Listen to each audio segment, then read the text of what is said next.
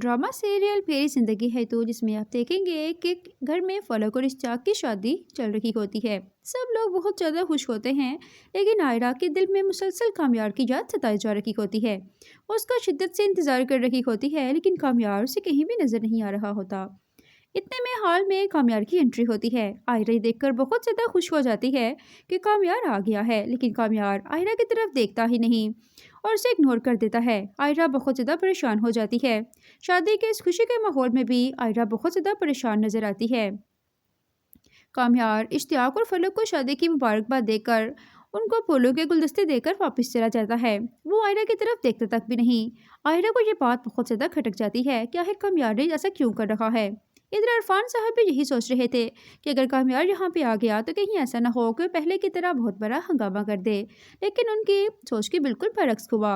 कामयार ने तो आयरा की तरफ देखना भी पसंद नहीं किया और ना ही उसने हाल में कोई किसी किस्म का हंगामा किया था। आयरा की खूबसूरती से मुतासिर होकर एक अजनबी लड़का आयरा के करीब आता है और उससे कहता है कि आपका लाइफ पार्टनर तो बहुत ज़्यादा लकी होगा। जिस पर आयरा कहती है कि मेरा कोई लाइफ पार्टनर नहीं है। जिस पर वो लड़का कहता है कि मैं बस यही सुनना चाहता था। ये कहकर वो लड़का आयरा के करीब होने की कोशिश करता है, मगर आयरा उसे इग्नोर कर देती है और वहाँ से चली जाती है। लेकिन इत्तेफाक से कुछ के दिनों बाद वो लड़का अपने पेरेंट्स को लेकर आयरा के घर पहुँच जाता है रिश्ता लेने के लिए। अरफान साहब को वो लड़का बहुत ही ज़्यादा पसंद आ जाता है। वो आयरा से कहते हैं कि अगर तुम हाँ करो तो वो लोग मंगनी करना चाहते हैं। जिस पर आयरा कहती है कि मैं अब सोचने के लिए मुझे कुछ वक्त चाहिए, मैं अभी शादी नहीं करना चाहती। जिस पर इरफान साहब कहते हैं कि तुम्हें पूरा टाइम दिया जाएगा, तुम जितना मर्जी टाइम ले लो।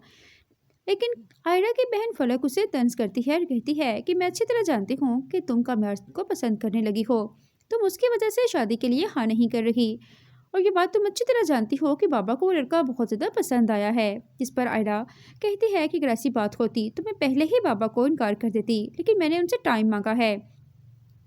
आयरा गुस्से में आकर उस नबी लड़की के रिश्ते के लिए हाँ कर देती है। जब कामयार को ये खबर मिलती है, इश्तियाक आकर बताता है कि आयरा ने उस नबी लड़के के लिए रिश्ते से हाँ कर दी है, तो कामयार तो बिल्कुल ही टूट जाता है। वो उसे कहता है कि आयरा मुझसे नफरत करती है। अब मैं भी ठान चुका हूँ कि मैं आज के बाद आयरा के सामने कभी भी नहीं जाऊँगा। इश्तियाक उसे समझाने की कोशिश करता है कि उसने गुस्से में फैसला किया है, मगर कामयार नहीं मानता।